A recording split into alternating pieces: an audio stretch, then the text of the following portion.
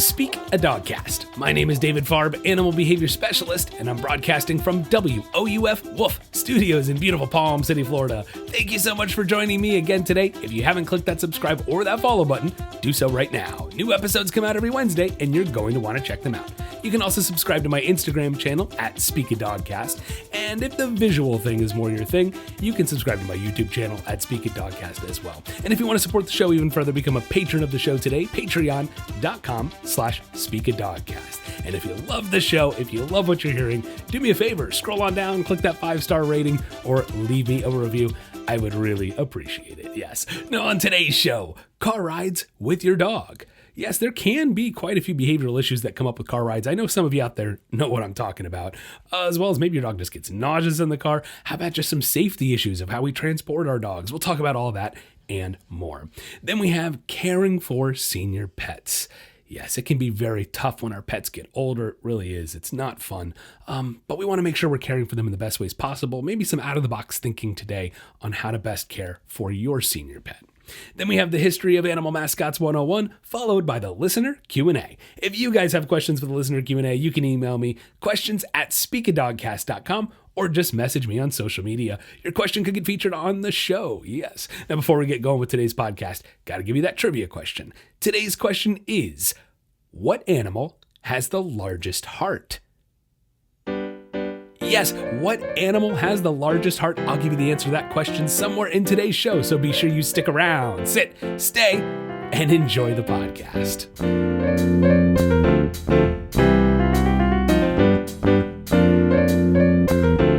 Next on Speak a Dogcast, car rides with your dog. Yes, when it comes to taking your dog in the car, there actually are quite a few training, behavioral issues that can come up that are problematic.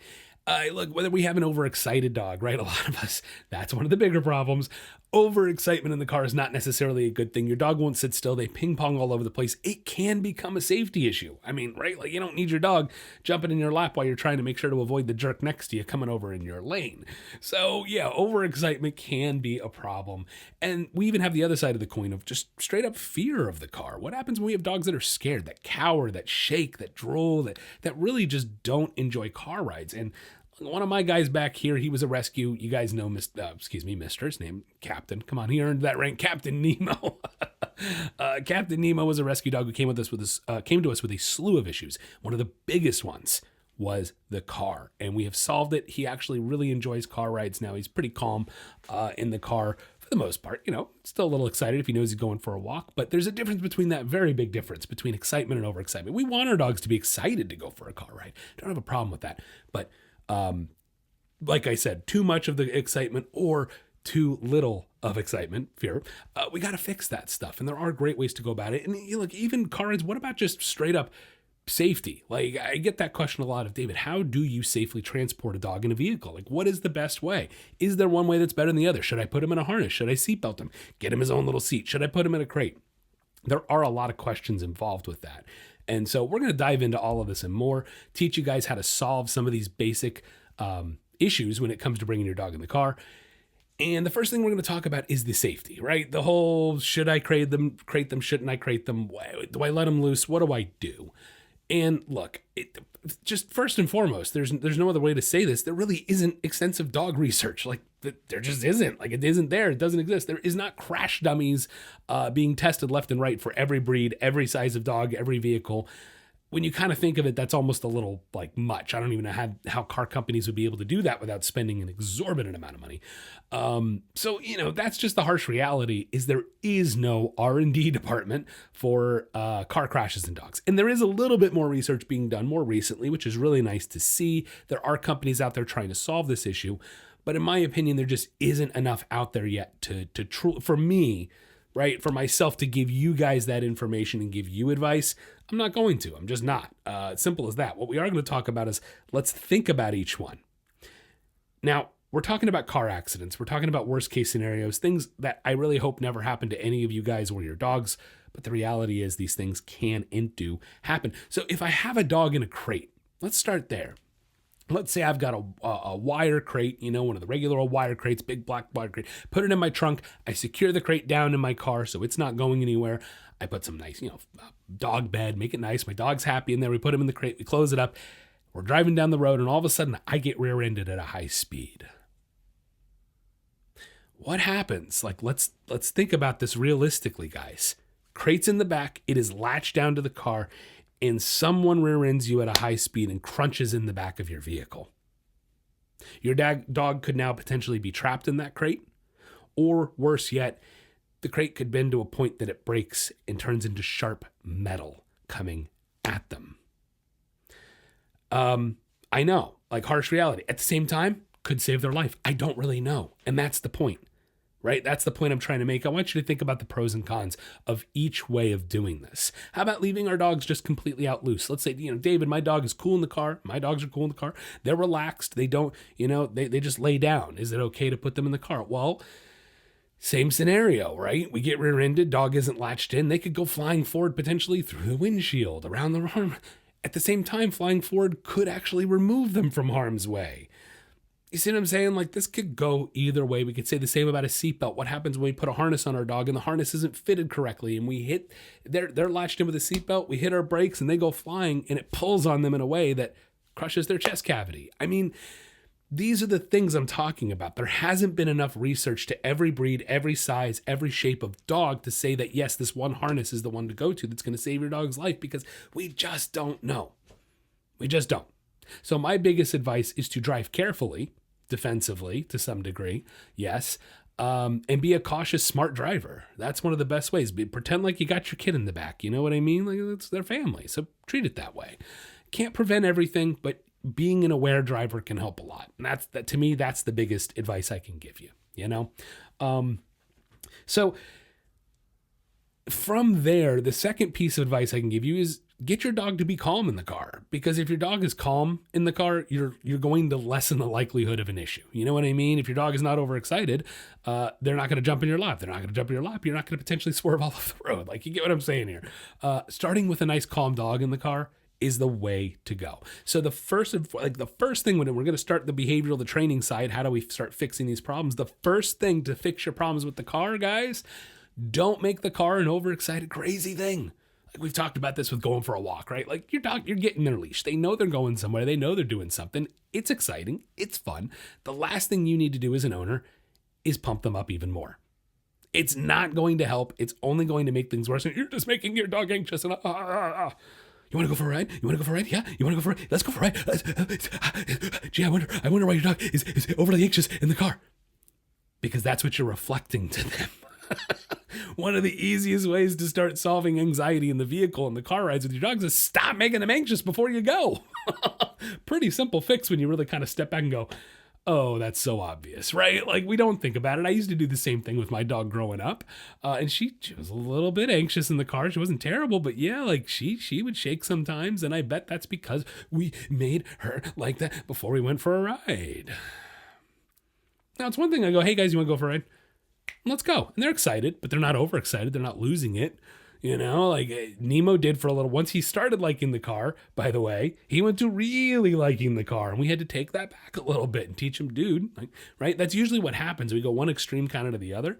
If you do it correctly, you'll kind of see that. And then we can go back and find the middle. But anyway, so that's the first thing. Stop pumping up your dogs. Stop making the car an anxious thing by reflecting that kind of energy and information to your dog. Like, seems basic, but really important. Don't make it a big deal. Look, if your dog has either side of the anxious coin, whether it's fear or overexcitement with the car, I want you to try this. Don't say anything. Just grab your keys, grab their leash and collar. Don't say a word to them. As a matter of fact, if you have a hand signal to teach them a sit to put on their leash and collar, I want you to do that instead of talking to them. Don't say a word to them. Leash them up calmly and calmly walk out the door. If you don't know how to walk out the door calmly, got plenty of episodes. Go check them out, guys. We talk all about it. Very important. Go out calmly. Then same thing, we approach the car calmly. Not saying a word, not pumping them up. And I can almost promise you're going to see a difference in your dog's energy and behavior. They might even be confused, like, I don't know what to do with this because you're not pumping me up. But you'll see your dog calm down if you start taking that calm energy and giving them that. All right? So that's the first thing we have to do, is stop pumping them up and create that calm energy as you take them to the car. Now, another thing about desensitizing is you don't want to do the same pattern over and over and over and over and over. Look, the front door is a prime example, and same like going for a walk, picking up the leash, two prime examples of the pattern is the same every single time. Doorbell, bark, excitement, open, person, excitement. We say hi, everybody's happy. I get overexcited. It's so clockwork that is why dogs end up pumping themselves up so much, because it just stays the same and goes and over and over and over and over and over and reinforce excitement. It's so exact and so scientific on how we repeat those things, and that's why we find we have trouble with those issues. Same thing with the walk. That's why we have, trouble with those issues. Trouble with those issues with those. Oh my goodness, you get what I'm saying. All right, I'm gonna move on from that, but it's going to be the same thing with the vehicle. Whether it's a fearful or overexcited thing, it's a very crisp, scientific pattern over and over and over. And so what we have to do is break that pattern, desensitize that pattern. And so one little exercise we're going to do is sometimes we're not even going to go for a ride. I'm going to go through the motions. I'm going to take my dog. I'm going to put them in the car. We're going to sit there for a minute, maybe 2 minutes. If they act anxious, I'm going to tell them to sit and relax. And all we're going to do is sit and relax in the car. That's it. That's all you need to do. 1 or 2 minutes, then we're done. We get out of the car, close the car, we go inside, pop off the leash, and we're done. You've got to start practicing that. Just because we're going to the car doesn't mean we need to lose our minds. Doesn't mean we're doing this ridiculously overexciting thing. You're desensitizing and reconditioning, again, like I said at the beginning, what the car means to your dog. Now we're showing your dog the car means calm. Okay, this is for the overexcited side. Now, for the fearful side, your dog doesn't want to go in the car, so it's different. Now, for the overexcited side, I recommend just using a leash and a collar, 0 treats, 0 vocals. We're trying to create calm, so we need to reflect that. Treats, reinforcement, praise can sometimes really bring out the overexcited. So sometimes it's better just to rely on our negative reinforcement and not our positive reinforcement in that moment. If you have questions about what negative reinforcement, positive reinforcement, punishment, the definitions of those, if you're unsure, be sure you go back, listen to my other segments on Dog Psychology 101, all these concepts. A lot of my segments are titled punishment, negative reinforcement, dog psychology, all these things. So look for those keywords. And if some of this maybe doesn't make a little sense, plenty of information there. So again, going back, if a dog is overexcited in the car, I need to desensitize that overexcitement away. So I don't want to rely on too much praise, or any for that matter, and treats. We just want to rely on our punishment and negative reinforcement to bring that intensity and overexcited energy down.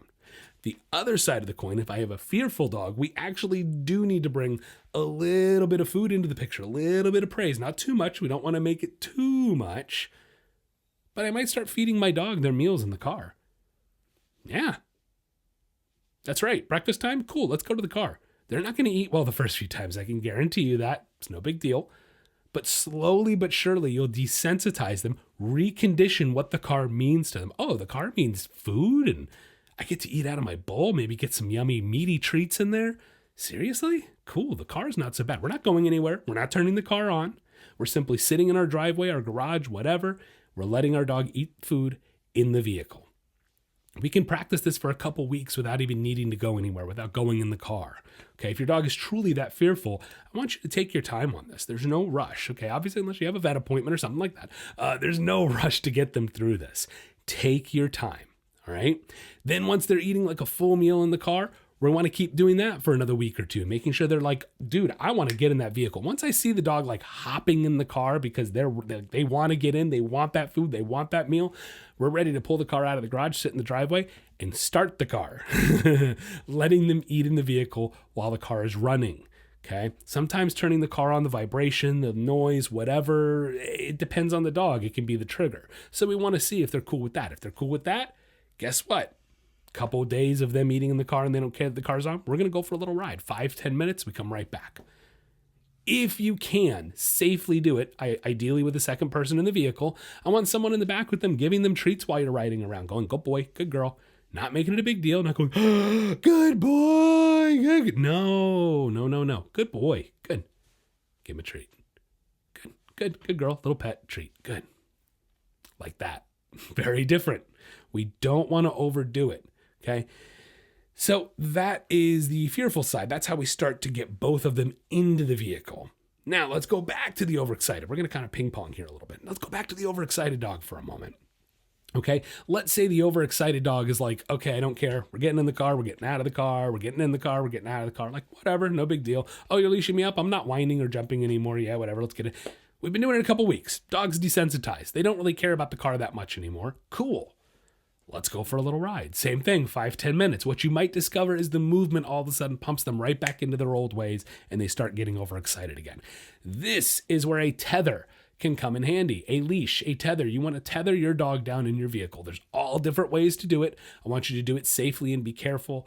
I personally am a fan of tethering in ways where it's either a one touch or a one pull release to get them untied. All right. If you're unsure how to tie certain knots that get you a one pull release, slip, all that kind of stuff, do a little Googling. If not, there's also great tools out there. There are seatbelt leashes. Plugs into your seatbelt. In the other end is a leash, and it can attach to your dog's collar or harness or what have you. But a lot of times when we have dogs that are overexcited, they tend to pace and work themselves up in the car. We got to stop that. And the best way to stop that is tethering. You can also put a second person in the back and actually have them holding the leash. And that way you can then correct and redirect the behavior if it's getting a little too out of control, right? But you have to address these things. You have to look at it and go, okay, my dog is working himself up. I can clearly see he's pacing and it's making it worse. Okay, so we got to stop the pacing. Let's eliminate that. Does it work? Okay.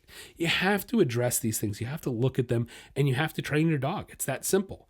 You can't just expect car stuff to go away because you're drugging your dog. And let's talk about that for a moment. Now, we haven't talked about nauseous dogs yet, and we'll talk about dogs that get sick in the car in a second. But as far as anxiety in the vehicle, guys, like I've said it before and I'll say it again, vets are over prescribing medications for dogs like crazy. And it is one of my biggest pet peeves because I don't think dogs need these anti-anxiety meds for the most part. I think dogs that are anxious, overly anxious, or fearful, whatever it is, they're both anxieties, whether it's overexcitement or overly fearful. They're both anxieties on different ends of the spectrum. And unfortunately, when we run into these issues with anxieties with dogs, I'm sorry, but 99% of the time, these dogs are under-exercised and under-stimulated. And that's the real heart of the issue. It's something, the issue, if you want to fix the problem, it's going to take work and training. It's not going to take some magical stupid pill that's just going to mask all these issues. I'm just being honest, guys. These are dogs. These are not people. Okay? People are more complicated, and that's a different argument for a different day. But today we're talking about dogs. Stop giving your dogs Prozac. Stop doing it. Train your damn dogs, put in the work, and put in the time. I'm sick of the excuses. I've tried. How long have you tried? Oh, 2 days. Seriously? Oh, I'm sorry. Did you fix all your behavioral problems in 2 days with your therapist? Cool. Like, that's cool. Wow. You should go on TV if you did that because you're doing something magical. Because I don't know any human being that can fix their own crap in 2 days. Why should you expect that out of your dogs? Especially like a rescue dog. And usually, I hate to say it, well, I've had the dog since he was 10 weeks old, and he's always been anxious in the car. I got news for you. You most likely created that problem. So now you want to blame the dog and drug him? Okay, I'll get off my soapbox here, but that is my 2 cents on Prozacking your dog. Stop doing it. Just stop it, guys. Exercise your damn dogs and stop being a lazy piece of crap. There it is. You heard me. I said it. Not sorry. Okay? All right, so, oh, David, yeah, it's a hard topic for me, guys. It is because I think we're numbing our dogs, and I think it's really dumb. I just think you're wasting your money because it's not going to fix your problem. Okay, so I said I was moving on, didn't I? Yeah, okay, moving on. Desensitizing your dogs, guys. Look, it takes effort, it takes work, and it takes training. And when it comes to my dog Nemo, that's what it took. It took my wife and I sitting in the back seat sometimes, correcting him, driving around, putting a secondary leash on him while I'm driving, while he's tethered so I could correct, having my treat pouch on me so I can throw him treats when he starts calming down, telling him good boy once he relaxes, exercising the hell out of him, putting him through this over and over, day in, day out, taking him everywhere I can, when I can, feeding him in the car. It's work, guys. Anything worth having in life takes work. It's just the truth. I don't know. We've gotten so far away from that concept that I think that's why people run into so many issues with their dogs, because they just don't put in the time, the work, the effort, the training, the knowledge, the understanding, and that's why we get issues. So let's talk about nausea for a second. Nauseous dogs. Now, this is where medication can be helpful. This is where I'm not anti-medication, guys. I'm just anti-medication that's unnecessary. If we do have a dog that's got nausea issues, the first thing I would you're not going to like this, some of you. The first thing I'm going to recommend is check your driving. Put the dog in a car with somebody else driving and see if they get the same amount of nauseous. Sometimes it might be your driving. I'm just being nice. Sometimes it could be a matter of elevation. Maybe your dog can see out the windows and that's the problem. Looking out the windows is making them sick. I had a minivan years ago where all the seats were down and out of the van. So it was just a big open minivan. And I had a small puppy who couldn't see out the windows, and she got sick every time in the car because of that. Once we elevated her, took care of it. So I've seen it all. So I do recommend trying different setups in your vehicle. Just lay down a couple layers of blankets and then wash them. That's what I used to have to do when I had that problem with certain dogs. Because you have to kind of experiment and see what works and see if there's any certain thing triggering their motion sickness. With that said, I do discover a lot of times with puppies, a lot of them will grow out of it. Not all of them, but a lot of puppies tend to outgrow the motion sickness issues that we might find. So throwing that one out there to maybe just be patient. But yeah, in the meantime, talk to your veterinarian. See if there's something that maybe could help alleviate some of those stomach pains, some of the nausea. Because yeah, sometimes they just have motion sickness, just like you or I. It does happen. So food for thought on that one. But car rides with your dog, guys, it really comes down to desensitizing. We don't want them to be overexcited too much. We don't want them to be fearful, obviously. So it's all about learning how to desensitize correctly. If we have a dog who's too overexcited, we don't want to make it, well, for both of them rather, we don't want to make car rides a big deal. We don't want to make it this big, scary, or big overexciting thing. Either way, we want to just keep it as something we just do normally, right? If we have an overexcited dog, we kind of want to avoid the overexcitement. We want to avoid too much treats, too much praise when we take them on car rides, because we want to reflect back calmness. Remember, we want to start with desensitizing slowly and work them up to those car rides, teaching them to be calm. Sometimes tethering is an option for either fearful or overexcited dogs to try to teach them to just relax. If we practice tethering in the car, teaching them to be calm, teaching them to be stationary, it can become habitual with enough time, enough repetition, and enough reinforcement.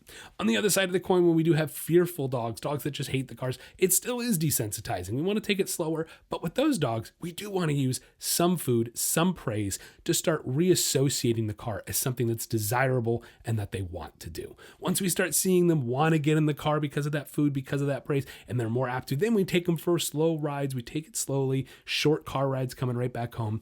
Remember, guys, when it comes to desensitizing, sometimes it's about taking your dog, putting them in the car, not going anywhere, staying in the car for a minute or two, and then going right back inside. It's about showing them it's not always this overly exciting thing. It's not always the same pattern. It can change. And as long as they stay calm, doesn't matter what we do. Go for a ride, not go for a ride. It's all good. No anxiety. All right. So I hope that helps some of you guys out. I hope you take those tips to heart and maybe stop using some of those Prozac type medications on our dogs as much and put in a little more time training, exercising, and stimulating our dogs. Don't forget, guys, get out there and walk your dogs. It goes a long way to helping toward having your dog be calm in the car.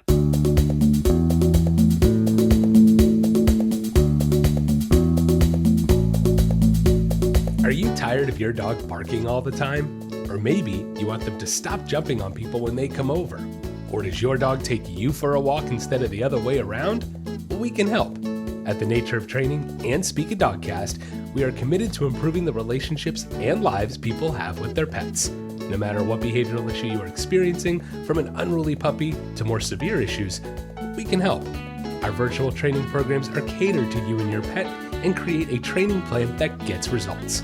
For more information, you can check out our website at www.thenatureoftraining.com or find us on Facebook or Instagram at Speak a Dogcast. With the ability to connect, teach, and train with pet owners around the world, together we can make a better home for our furry friends. The Nature of Training and Speak a Dogcast, helping you achieve success with your pet.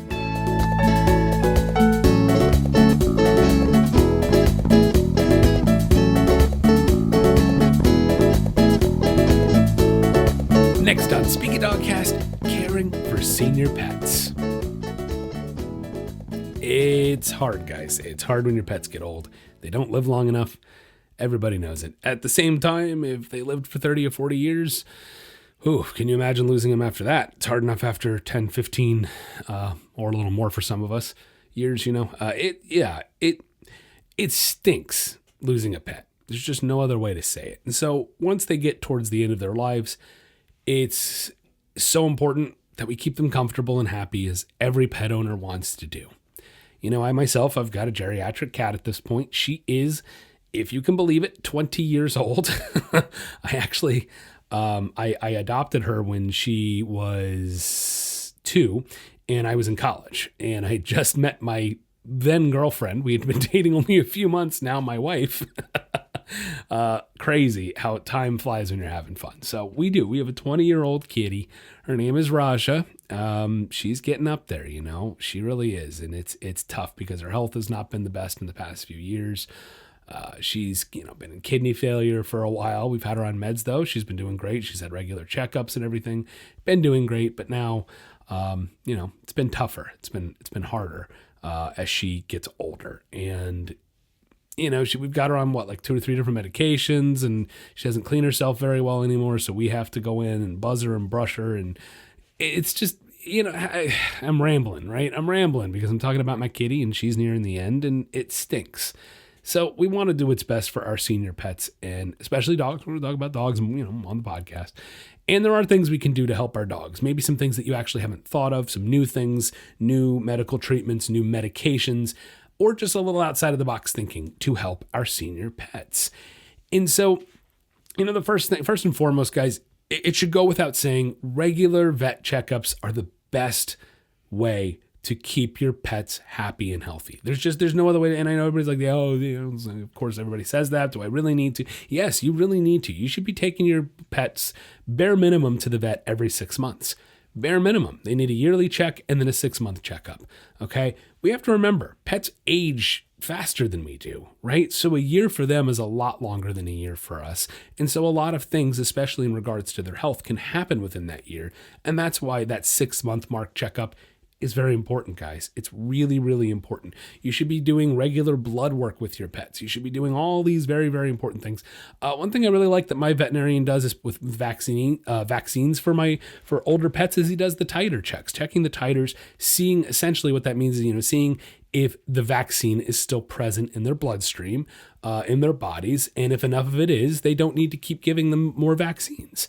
So it's something my veterinarian does with older senior pets. Maybe something your veterinarian maybe should explore that option as well. Because I personally, look, as a pet ages, as I said with my kitty, the medications are probably going to go up. We're going to have to give them more. So I prefer to start giving them less. Does that make sense? Overall of everything, the less I can give them, the better. My veterinarian feels the same. But at the same time, we got to give her meds that she needs. So kitty, dogs, whatever. That's the way I like to look at it, is try to find that balance between all the medications and vaccines and everything we're giving them at the end. It can be a lot on an old pet's body.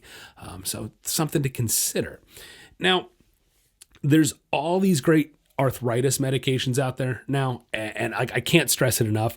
Some of them are so affordable. Some of them are not ridiculously expensive. You've got to explore these options with your veterinarian. And if your veterinarian is not up to date on this stuff, maybe ask them to be or find a new veterinarian, because really the medications for arthritis, and I think that's probably the number one issue with older pets, is going to be joint stiffness and arthritis. There's so many wonderful medications out there now. One of the easiest ones that you can get, over Amazon. Now, again, please consult your veterinarians. Do not just start giving your pets any kind of new medications or supplements without talking to your veterinarian first. I am not a vet. I am not a biologist specialist. I never claimed to be. My specialization is behavior and psychology. So first and foremost, anytime I talk about these kinds of things, these are medications or supplements that I've had success with my veterinarian recommending them for my specific certain pets. So be sure your pet is healthy enough. Always check with your vets before adding anything into their regimen. But Dasaquin. Dasaquin is one that probably you've heard of, or maybe heard that word thrown around. Dasaquin or Cosaquin is another one. They're very similar medications. And it's such a wonderful med. I had all my old guys on it. All my old dogs were on it.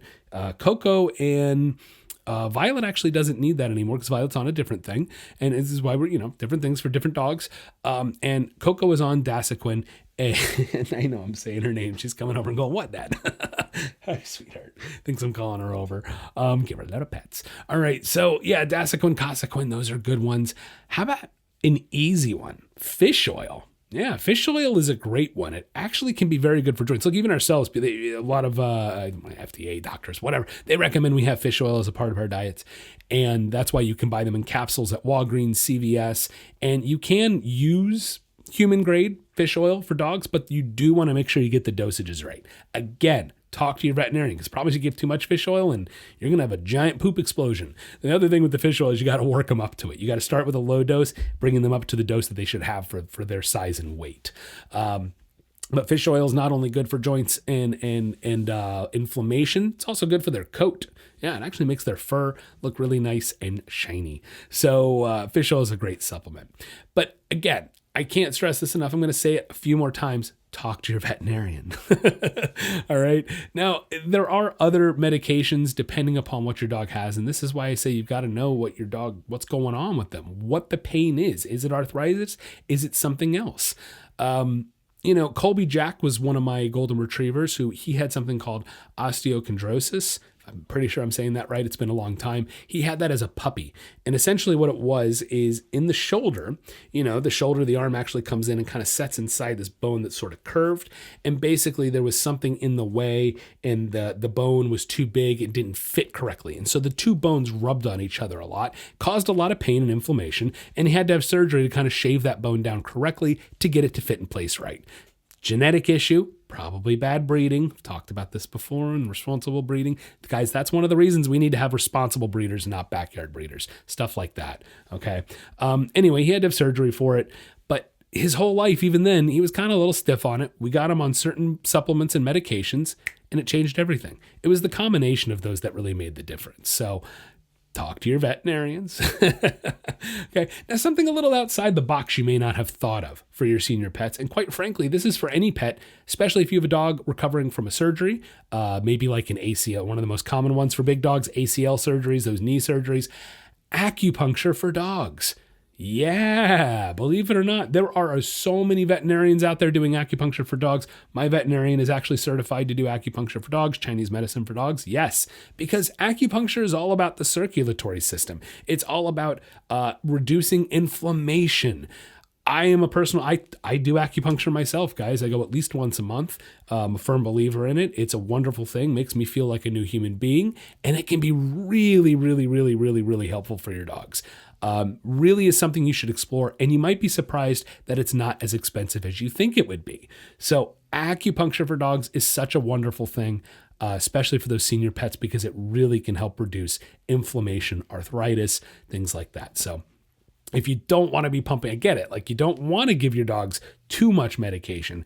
Great natural way to help your dogs out. Speaking of natural ways, what about swimming? Swimming is awesome, guys. Swimming can be such human beings too, right? This is why you see a lot of aerobics classes at senior living centers, things like that. It's because it's really good for the joints. It's a nice natural resistance while at the same time providing support for your pets, bless you, to be able to exercise. One of my puppies sneezed. Be able to exercise as well as alleviate pain. So it's a good way to get them moving, because that's a key to your senior pets. A lot of people think senior pets need to be immobile. Oh, my dog is 7 or 8 years old. We need to cut down on the walks. Look, it depends on the dog. You need to read your dog and know their level of exercise and activity they need to be doing. But I think a lot of you, if you exercised your dogs regularly from a young age all the way through, you'd be surprised. Penny Lane, my half lab, half Great Dane, even after her first ACL surgery, she had to have two. Even after her first one, she was still doing hour-long walks. After her rehabilitation, of course, after a few months of rehab, but we got her back up to hour-long walks, and she was I think she had her first surgery at 7 or 8 years old, right? And half Great Dane, guys, she was still doing walks up until about 10 years old. Then we had to have the second ACL surgery, and it was cut back to 30, 45-minute walks after 10 and a half years old, which is still incredible for a half lab, half Great Dane. And she was great. Her joints were great. She was doing awesome until she got a little older. And then we had to cut the walks down. So, but my point is, match your dog. Know your dog. Match the activity level. Okay. But I think a lot of you would be surprised that you can keep your senior pets moving. Maybe not that full hour-long walk, but even just 10 minutes of a good walk is so helpful and beneficial to keep them moving. That's where the swimming comes into. And going back to the swimming for a second, I forgot to mention one thing. There are a lot of training and dog boarding and doggy day camp facilities and even veterinarian offices that have these great, I'm blanking on what the actual technical name for it is, but basically it's a tank. It's a swim tank with a treadmill in the bottom of it. Right. So the dog walks on the treadmill, but they fill the tank with water up to that just below the head. And that way there's less resistance. It actually helps the dog almost float a little bit. Right. And so it's easier on their joints. They like to use these a lot for recovering patients from surgeries, but it's great for senior pets too, that maybe have a hard time walking, and it can help get them mobile again, get them moving, having that water surrounding them. So something to think about as well. So senior pets, look, when they get really old, we can start talking about harness, a sling harness to get them up and things like that. Here's the tough part, guys. At what point? At what point do we have to make the tough decision? It is the hardest decision to make as a pet owner. We're having to, I don't know if you heard my kitty meow just then. Yeah, you heard that big meow. That was perfect timing, Raja. Thanks for that. We have to think about the betterment of our pets and what their quality of life is at the end of the day. Jesus, that was okay. So making that decision is really hard, but it can be the best decision you can make for your pet. And sometimes we have to make that decision. We don't want our pets to be in pain. We don't want our pets to suffer. We don't want our animals to suffer. So sometimes as the human, we have to give them one last gift.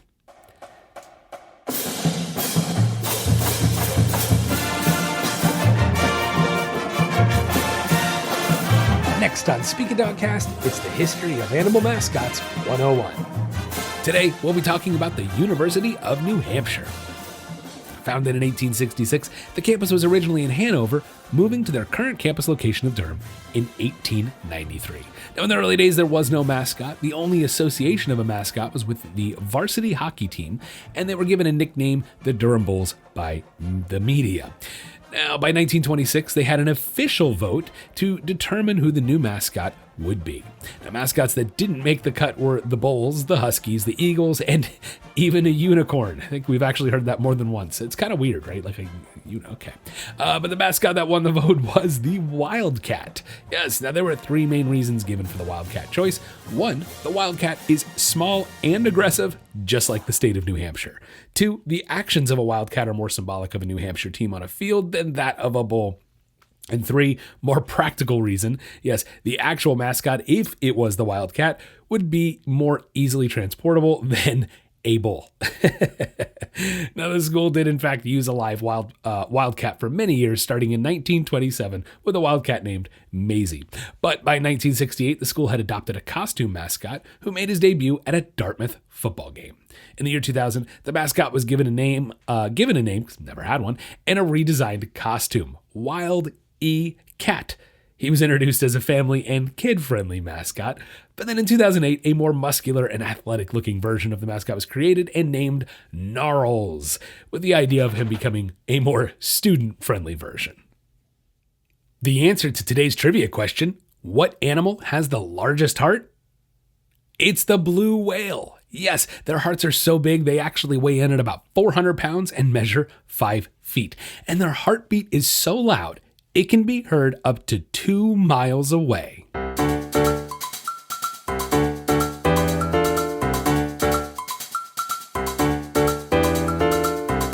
Next on Speak a Dogcast, it's the listener Q&A. The first question today comes from Gene from Albany, New York. Gene says, how do I stop my puppy from mouthing us? Our puppy's about 4 months old. He just will not stop biting us. I try to get him to bite toys, but he seems more interested in our hands, fingers, and arms. How can I get him to stop? Gene, thank you for the question. Look, honestly, what it sounds like it's going to come down to is you have to provide some level of punishment for your dog. Punishment. Anything an animal works to avoid. Whatever you're doing, your dog is not working to avoid it, right? He keeps coming back, keeps biting you, keeps mouthing you. So if the behavior either stays the same or increases, by definition, the behavior is being reinforced. Okay. Now I can hear you're trying to redirect it to a toy. You're trying to tell him, hey, chew the toy, not me. And it's not working. Sometimes it just doesn't work. Sometimes it's not enough motivation to get your dog to stop. And that's where the punishment's going to come into play. Anything an animal works to avoid. Now, you can try saying no. You probably have, and it's not enough. Why? Because the dog isn't associating the word no with any type of reason, punishment to stop, with anything to work to avoid. Okay. So, Gene, you didn't mention how old your puppy is or what kind. So just to kind of give a little disclaimer, I would recommend using a martingale collar, but it does depend on the size and breed of your dog. Anywhere between that 12 and 16 week mark is usually when I start saying to put a martingale collar on dogs. But again, it's going to depend upon the size and the breed. If you have a smaller dog, let's not go to the martingale yet, for under 12 weeks and we're small. Okay. Just kind of use a little logic here. But I would recommend using the martingale collar, leashing him up, letting him go to bite you. And then you need to make a sharp, quick pop correction with the martingale collar. Not a pull, not a yank, but a pop. And you can say the word no as you're making this correction. That way down the line, once we reinforce this enough, you can actually have the word no be enough and not have to make these corrections. That's the idea. That's how we make the word no mean something. We pair it with a punishment. Okay. Once your dog stops biting you, tell him good boy. Give him a little pet. If he goes to try to bite you again, correction, pop correction, no. If he stops biting, reinforce. Okay. Giving him that information of what you like and what you don't like is the way we get him to stop mouthing you. So try that out. Good luck. But at the end of the day, it comes back to the concepts of punishment and reinforcement. Next question. This comes from Kara from Williamsburg, Virginia. Kara says, I've been working with my new golden puppy on commands. She's doing really well overall, but I'm running into a little bit of stubbornness from her with the drop it command. Now, when she does not want to let go, she will not. So far, it has not been anything dangerous, just toys, sticks mostly. But I am concerned if she gets something that she shouldn't have, and I really do need her to drop it, that I don't have the ability to. How can I improve my success with the drop it command? Kara, thank you so much for the question, and thank you so much for being on training your dog. I love it. Fantastic, especially those golden retrievers. You know it. You got to get on that mouthy stuff right away because goldens will eat anything. You know it. That's why you're trying to get this down. I hear you. And yeah, sometimes that's the problem. The golden retriever kind of the brain takes over and is like, I'm not letting this go. I retrieved this thing. I worked hard to get this. Yeah, that can be a little tough. Look, Kara, just like I told Gene here, let's make sure we're using the right collar first and foremost. It sounds like your golden's probably old enough, I'm guessing, just by everything you're doing with her and whatnot. And goldens usually by 12 weeks old, you can have a martingale collar on them without a problem. A martingale collar, regular old leash, and I want you to set her up to fail. What I mean by this is give her a toy or give her something you know she's not going to let go of. You know she wants it. Okay? Give it to her. And then what you're going to do is you're going to make a simple, just pull the collar tight. Not so tight that you're choking her. Now, guys, this is two things here. Number one, this is one of my exceptions to the pop correction of a martingale. 99% of the time, I want you to make pop corrections in and out with a martingale where it never sticks around, the tension never sticks around. This is the 1% of the time. This is the exception to the rule, and you must do it correctly and you must do it carefully. Here's my second point to this and second little disclaimer.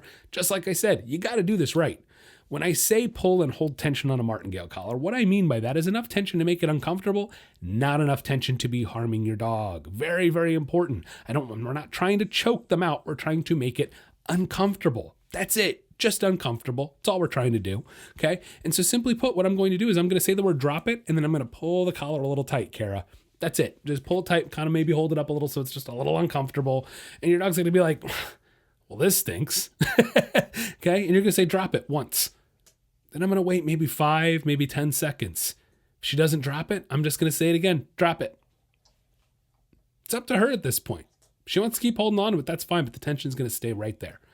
Now, the second she lets go, I'm going to release the tension of the collar immediately. The second she lets go of that toy, very important that we negatively reinforce this behavior by removing the punishment, removing the collar correction, the second she drops it. And you're also going to combine it with a good girl, good drop it. Okay? That's one of my little tricks to a drop it. It's pretty simple. You're not going to play tug of war. You're not going to drop it. We're not going to debate with her. We're not going to yell at her. We're not going back and forth. We're not screaming. We're not getting angry. We're not... Simple little bit of tension on the leash and the collar. Look, I look at it, it's like a 4-year-old. Here's the two options on the table. Timeout or behave. Which is it going to be? It's your choice, kid. It's your choice. Here it is. Here are your options. Timeout, punishment, or behave, reinforcement. Which one do you want? Anytime you do that with a 4-year-old, guys, believe it or not, it works. You might have to put them in the timeout. They might be screaming and throw a tantrum, but guess what? They're going to realize that tantrum didn't get them anything, and they're going to go, well, I had the option to stay out. But if you don't give them both options and let them figure out which one is right and which one's wrong, screw up or not, if you don't give them the boundary and show them where that boundary is, they will never, ever, ever know. Sorry, Kara. I went off on a tangent. Okay, same thing with our dogs. It's the same thing with our dogs. It's pretty simple. I'm putting it out there for your dog, Kara. I'm saying, here's the option. You want to hold on to that when I tell you to drop it, that's fine, but it's going to be uncomfortable, and we're just going to sit here, and we're not going to play. I'm not going to, no tug of war. It's just, this is what's happening. But you let go of it, all of a sudden the tension goes away, and you get a good girl. And, Kara, we're going to add one more thing here. Give her a treat. Now she goes, wait a minute, I dropped this thing and you give me food? I don't drop it and it's uncomfortable? Well, let's see, which one do I want to do again? Boys and girls, this is called conditioning. This is called training. This is what it takes to train your dogs. Carrie, you know it because you're working on it. You were just missing a little piece of the puzzle. You got it now. Take that, run with it. You'll have no problems because you're doing awesome. I can hear it. So keep it going, Kara. Thank you for the question. And hey, guys, keep the questions coming. You can email me, david@questions@speakadogcast.com.